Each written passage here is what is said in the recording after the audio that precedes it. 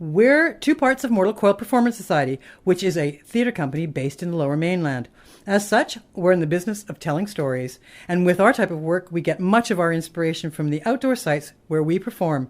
There are stories everywhere, and it's a large part of our practice to try to hear them wherever they may be.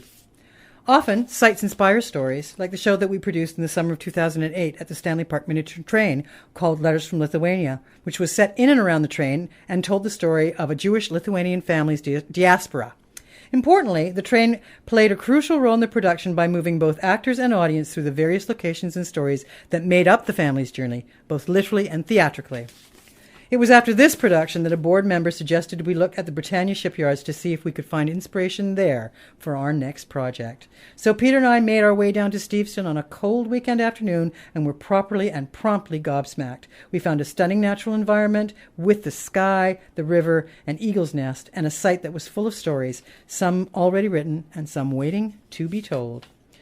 Equally vital to what we were looking for to fuel our next project was the collection of beautifully restored structures and the archival treasure trove of stories of the people who lived and labored in them.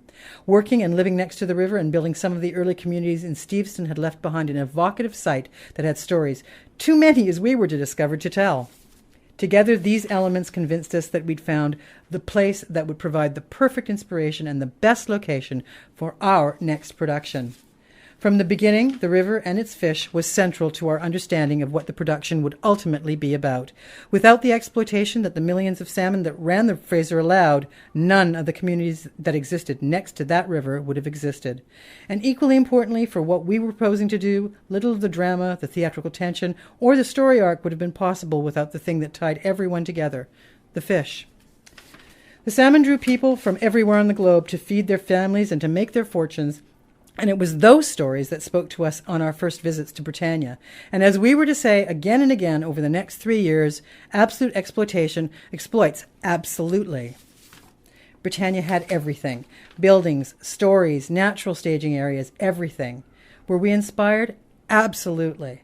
We couldn't wait to start working. There was so much to do, not the least of which was to convince the shipyards that this was a good idea and that they should support us and that let us run rampant over the site over the next 2 years, which, surprise, surprise, they did. So the first thing we need is... A script. No. Actors. No. A director. No. Oh, yeah. Money. Lots of money. So we went about getting money. The first grant that we got was for $80,000, and that made us pretty certain that the project would go ahead and that we were now committed to doing it. So over the next 2 years, we fundraised the $250,000 that we needed in order to produce the biggest and most ambitious show we'd ever done. Once we knew we were going ahead, we started meeting at the site with our composers, designers, technicians, and other creative and support people to get to know and be inspired by the physical space. We knew we had to find a writer that could research the site, figure out which of the numberless stories could be assembled into something resembling a play, and then put it into a cohesive vision. After a year of research, Nicola Harwood, our commissioned playwright, was ready to workshop the script. So, with a group of actors, our invaluable dramaturge, we held a play development workshop in the Murakami Boathouse that ultimately finished with a public reading for our invited guests. And then we did another workshop, and then another. And then, just like that, we were at the first rehearsal. We'd cast a very diverse group of actors and had held out for, and got, a script that addressed some of the conflicts and the joys that came out of the massive resource exploitation that took place alongside the river. We had a dream design team. Lighting, set, costumes, slide and video, and a long-suffering stage manager and technical team that made everything happen. And where there's secrets and stories, there's kids. So we made sure to put some in the show. Also, it didn't make any sense to depict a riverside community without children. It's also part of Mortal Coil's practice to engage community wherever possible, either through classes and workshops or through casting community members. In the case of Salmon Row, we did both, and everybody had a great time. Now, with a story like this, we need to add music, because sometimes only singing a song is enough to express the largeness of the ideas, emotions, and conflicts.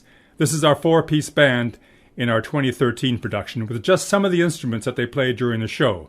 On the right there is an uru. What's a band without an uru?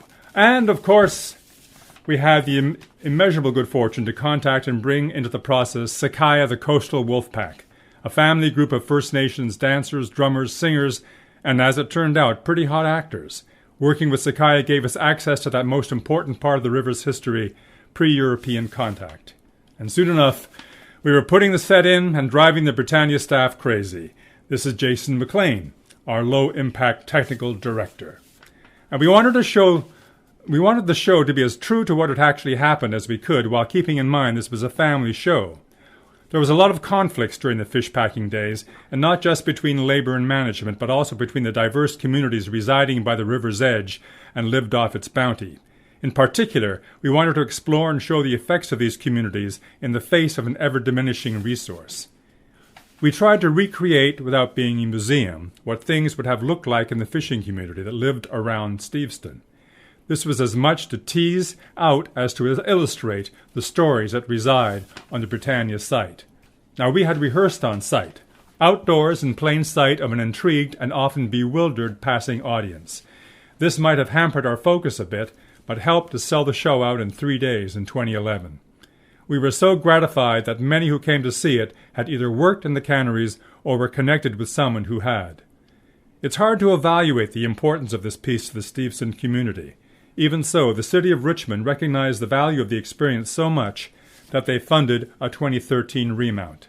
And finally, this show was about the stories that the river and the fish and the people who lived in Steveston told. This kind of theater is about listening to a site's stories and giving those stories a life and a form that no other medium can. We were honored to spend 3 years listening to the Fraser and giving back just a few of its tales to the people of Richmond. Thank you.